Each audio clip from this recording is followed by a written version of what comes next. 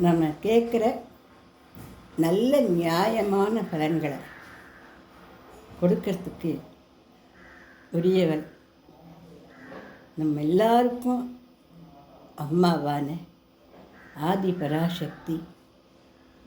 இந்த தாயார் முப்பெரும் தேவியருக்கும் மேலான அம்பாள் ஆதி பராசக்தி. அவள் சௌந்தரிய லஹரி அப்படின்ற ஸ்தோத்திரத்தை அவள் பேரில் ஆதிசங்கர பகவத்பாதாள் அருமையாக பாடியிருக்கார். ஒவ்வொரு ஸ்லோகமும் நல்ல மந்திர உச்சாடனம் பெற்ற ஸ்லோகங்கள். ஒவ்வொரு ஸ்லோகத்துக்குமே ஒவ்வொரு சிறப்பான பலன். அப்படி இருக்கும் பொழுது இந்த அருமையான ஸ்லோகத்தை ஆண்கள் பெண்கள் எல்லாருக்குமே அம்மா அவள். அதனால் அம்மாவுடைய அழகை, அம்மாவுடைய பெருமையை, அம்மாவுடைய ஆற்றலை, அம்மாவுடைய அன்பை நம்ம எல்லாருமே இந்த சௌந்தரிய லஹரி ஸ்லோகம் பாடுறதுனால பெறலாம். அந்த ஆதி பராசக்தியினுடைய ஸ்ரீ சௌந்தரிய லஹரி ஸ்தோத்திரத்தை 100 ஸ்லோகங்கள் கொண்டது. அது அந்த ஸ்தோத்திரத்தை ஒரு நாளைக்கு ஒரு ஸ்லோகமாக சொல்லிக் கொடுக்கலாம்னு இருக்கேன். இந்த ஸ்லோகங்கள்லாம் நமக்கு அஷ்ட ஐஸ்வர்யத்தையும் கொண்டு வந்து கொடுக்கக்கூடியது. எவ்வளவோ நோய் நொடியில் படுத்துருக்கிறவாலும் தென்பாக எழுந்து நடமாட முடியும். திருமணம் ஆகாதவர்களுக்கு திருமணம் நடக்கும். குழந்தை பேர் இல்லாதவர்களுக்கு குழந்தை பேர் கிடைக்கும். பள்ளிக்கூட மாணவர்களுக்கு பரீட்சை எழுதுகிற ஆஃபீஸ் பரீட்சை எழுதுகிறவர்களுக்கெல்லாம் படிப்பில் வல்லமை ஏற்படும். பேச முடியாத குழந்தைகள் நல்லா பேசுவார். மனநிலை கஷ்டமாக இருக்கிறவள்லாம் நல்லா மனசு தெம்பாகி மற்றவர்களைப் போல சந்தோஷமாக விளைய வருவார். இந்த தாயாரெல்லாம் கொடுக்க முடியாத நன்மையே எதுவும் கிடையாது. சகல நன்மைகளையும் கொண்டு வந்து இந்தா அப்படின்னு பவானி தாயே அப்படின்னு நம்ம கூப்பிடும் பொழுது இந்தா எல்லா நன்மைகளையும் நம்ம கொண்டு வந்து இந்த தாயார் சத்தியமாக கொடுப்பார். ஒரு பச்சை குழந்தை, 50 நாள் ஆன குழந்தை, அதுக்கு திடீர்னு ஒரு ஆப்ரேஷன் பண்ண வேண்டியிருந்தது. அந்த குழந்தை தாய்ப்பாலுக்கு வீல்னு அழுது.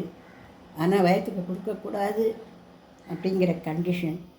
என்ன பண்ணுறதுன்றது தெரியாமல் தவிக்கிற அந்த நிலையில் சௌந்தரிய லஹரி தாயாருடைய ஸ்லோகத்தில் நான் அந்த ஆஸ்பத்திரிக்கு போயிருந்தேன். கண்ணில் வந்து எனக்கு அந்த குட்டி பாப்பாவை தொல்லை தாச்சின்னு இந்த தாயாருடைய ஒரு ஸ்லோகத்தை பாடினேன். என்ன பெரிய ஆச்சரியம் அப்படின்னா, அந்த குழந்தை அசந்து தூங்கி போயிடுத்து. பாலுக்கு கதையின்றிருந்து அந்த குழந்தை அசந்து தூங்கி போயிடுத்து. 1/2 மணி நேரம் போல் நல்லா தூங்கிட்டு அதுக்கப்புறம் ஆப்ரேஷனுக்கு உண்டான ஊசியோ மருந்தோ போட்டு குழந்தைய தியேட்டருக்கு அழைச்சின்னு போனால் நல்லபடி குழந்தை குணமாய் ரொம்ப மிகப்பெரிய பையனாக அட்டகாசமாக விழுந்து சந்தோஷமாக நல்லா இருக்கா அந்த குழந்தை. அப்பேற்பட்ட நல்ல பலன்களை கொடுக்கக்கூடிய இந்த ஸ்தோத்திரத்தை நம்ம எல்லாரும் கற்றுக்கிறதுக்கு முடியும்படியாக நான் வார்த்தையாக பதம் பிரித்து நிதானமாக சொல்கிறேன்.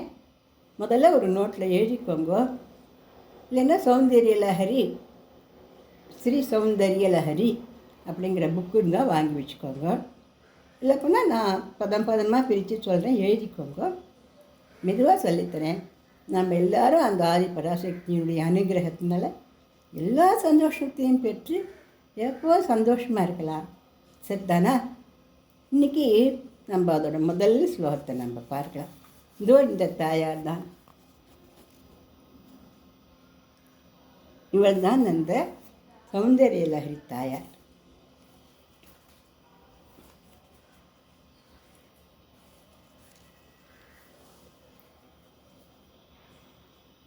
ஸ்ரீ பராசக்தி நமः. நம்ம முதல்ல பிள்ளையாரை வணங்கிடலாம். அகஜானன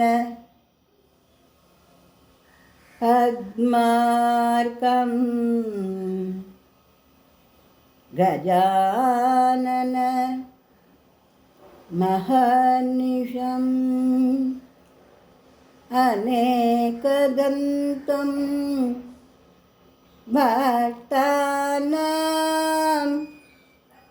ஏகதந்தம் உபாஸ்மஹே. ஏகதந்தம் உபாஸ்மஹே. அகஜானன பத்மார்க்கம் கஜானன மஹர்நிஷம் அநேகதந்தம் பக்தானாம் ஏகதந்தம் உபாஸ்மஹே. இன்னொரு முறை சொல்லவா? அகஜானன பத்மார்க்கம் கஜானன மஹர்நிஷம் அநேகதந்தம் பக்தானாம் ஏகதந்தம் உபாஸ்மஹே. இது பிள்ளையார் ஸ்துதி. எந்த ஒரு நல்ல காரியத்தை ஆரம்பிக்க முன்னாடி நம்ம பிள்ளையாரை வணங்கணும் இல்லையா? அதனால் பிள்ளையாரை வணங்கியிருக்கோம். அடுத்து இனிமேல் தான் ஸ்தோத்திரம் ஆரம்பிக்க போகுது.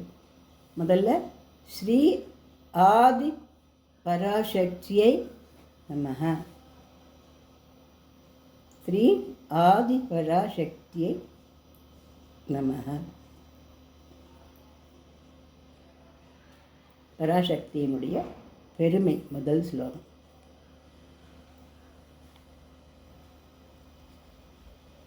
இந்த ஸ்லோகம் தடைகள் எல்லாத்தையும் நீக்கி எல்லா செயல்களையும் வெற்றியை கொண்டு வந்து கொடுக்கக்கூடியது.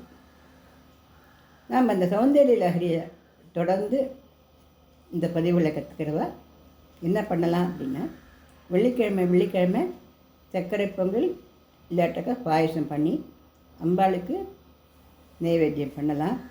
இல்லை ஸ்வீட்டே சாப்பிடக்கூடாத வீடு, ஒரு வேளை சர்க்கரை உப்பு ஏதாவது வாய்ந்தால் கூட இந்த ஸ்லோகம் சொன்னால் சரியாக போயிடும். இருந்தாலும் சாப்பிடக்கூடாது, சர்க்கரை சாப்பிடக்கூடாது அந்த வீடாக இருந்துச்சுன்னு லெமன் ரைஸ் அல்லது புளியோதரை அல்லது எலுமிச்சை சாதம், இந்த மாதிரி ஏதாவது ஒரு ரைஸு வெள்ளிக்கிழமை அம்பாளுக்கு நைவேத்தியம் பண்ணுறது ரொம்ப சிறப்பு. பாடலாமா? சிவ முதல்ல எழுதிக்கிறீங்களா? சிவ சக்தியா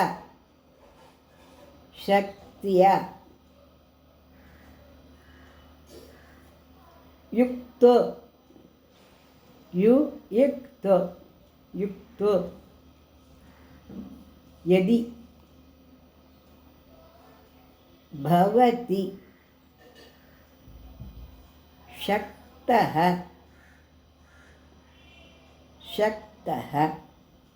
பிரபவித்தும். இது முதல் லைன். இன்னொரு முறை சொல்லவா?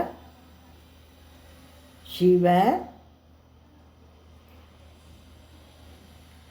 சக்தியா யுக்தோ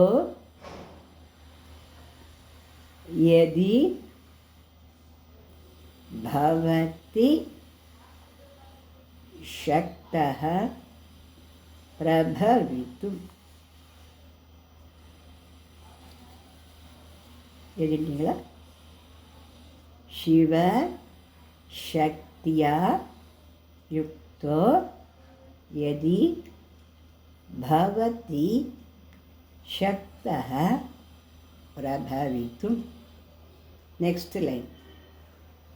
ந சே தேவம் ந சே தேவம் देवो न खलु न खलु कुशलः कुशलः स्पन्दितुमपि स्पन्दितुमपि न चेदेवं देवो न खलु कुशलः स्पन्दितुम् अपि.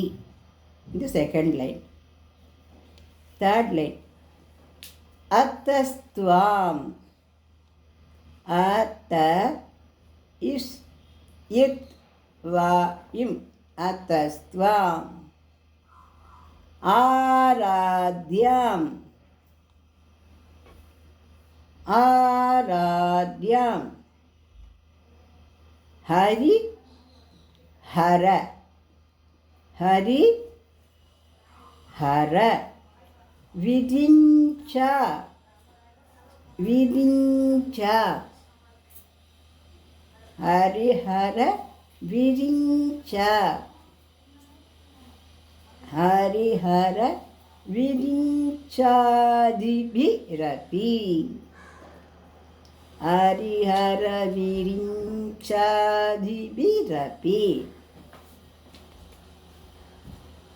प्रणन्तुं स्तोतुं वा प्रणन्तुं स्तोतुं वा कथम् अकृतपुण्यः कथम् अकृतपुण्यः प्रभवति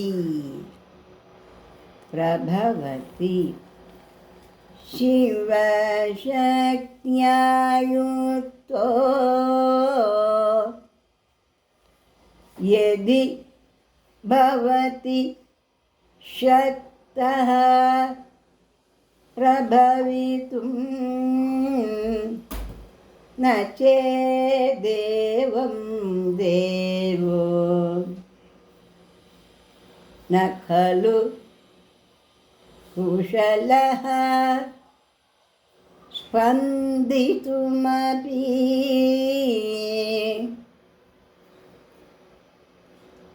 अतस्त्वाम् आराध्याम् हरिहर विरिञ्चादिभिरपि प्रणन्तुं स्तोतुं वा कथम् अकृतपुण्यः प्रभवति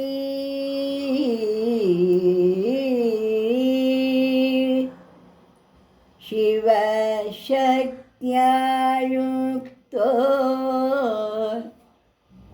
यदि भवति शक्तः प्रभवितुं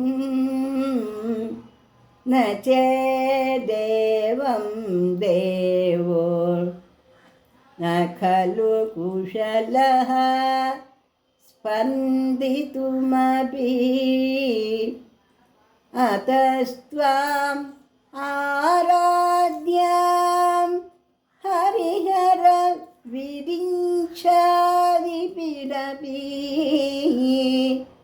प्रणन्तुं स्तोतुं वा कथम् अकृतपुण्यः प्रभवति.